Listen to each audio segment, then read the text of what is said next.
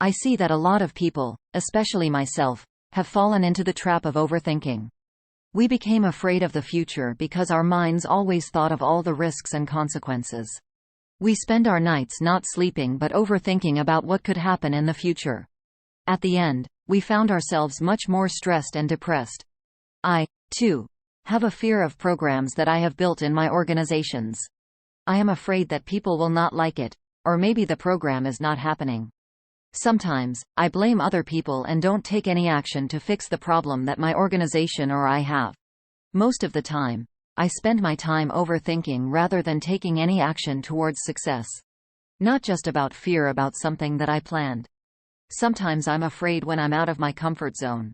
When I reminded myself to take an action that outside of my comfort zone, I found myself becoming more afraid to take action.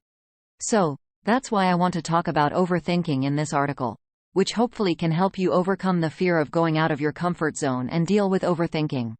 Overthinking. Overthinking is not just about thinking too much about the future. Overthinking is not just about planning the future so that we can hopefully guarantee success.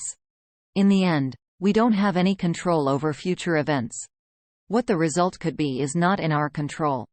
That's why there are risk management jobs, etc., in the company to find the percentage of success and the risks that could happen. Even so, there's no exact answer to whether the program will succeed or not. The illusion of control. Overthinking most of the time is the illusion of controlling things outside of our control, which can lead us to an unhappy life. We started to become much more anxious and stressed.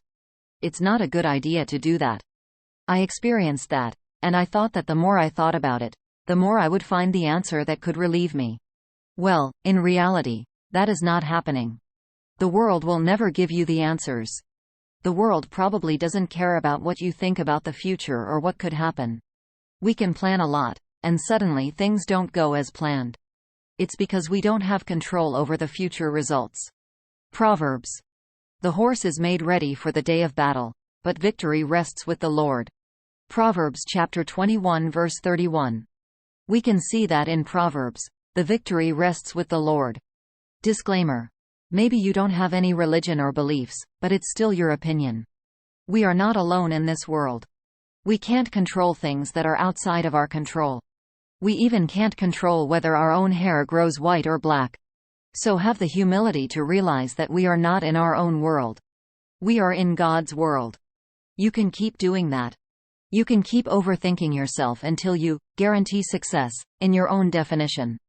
However, the amount of sacrifice that you have to make, the sacrifice of happiness and stress for your health, is not worth it, in my opinion. Why is that? Because there's a way that's much better, and everyone can do that if they want to practice it. We don't have to overthink every time we are faced with a problem. We don't have to suffer every time we make a program. We just need to practice letting it go. Letting go? No way. What would my organization or my life be like if I just let it go? You are not letting it go entirely. You have the power to let go of the things that you can't control. Most of the problem that we have is that we have the ego to control the result and other people to achieve the result according to our own will or definition. We think that we can guarantee success, but in reality, we cannot. Humans can plan the future but not decide it. In their hearts, humans plan their course, but the Lord establishes their steps. Proverbs chapter 16 verse 9. Don't tire yourself out by thinking about things that are outside of your control. There are things that you need to think about. Events that you don't know could happen, like having a friend come up to you or someone talk harassingly to you, are things that you don't have control over. Coming back to the control. You have control. You can't control how you feel or what reactions you want to give, but you have control over your responses. How you respond and how you handle things are in your control. There's no way your hand can suddenly jab other people without your permission, right? So, control your responses and let go of your reactions towards negativity. We are what we do and what we think. The more we surrender ourselves to God, the more we find peace within ourselves. Our minds easily fear problems in the future. Why don't you let God do the rest and focus on the things that you need to do and have control over? Practical application. This is an example that might help you understand and implement it. When you are facing a big program or a big test in class or maybe at work, start thinking about what you want for the future first. I want to pass this test. I want to become the best and then get a promotion. Okay, you have the goal now. After that, know the things that are inside and outside of your control. Well, studying is inside of my control, but the result is actually outside of my control because there are teachers or bosses that grade my test.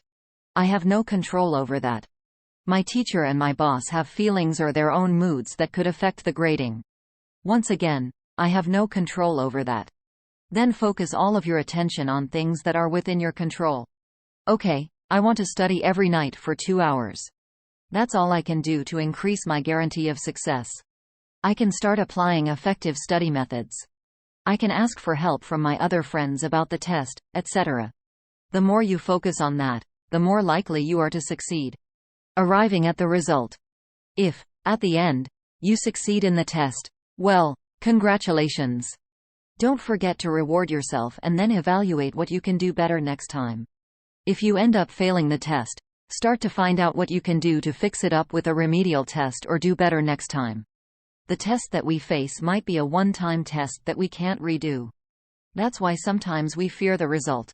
Even though you are afraid of what could happen in the future, you can still focus on what you can control and increase your confidence to face those fears. Remember that you are not in control of what the result will be. No matter how hard you try or how little you work, the result still isn't in our hands. The act of letting go can sometimes lead to success, but the most important thing is that you become much calmer.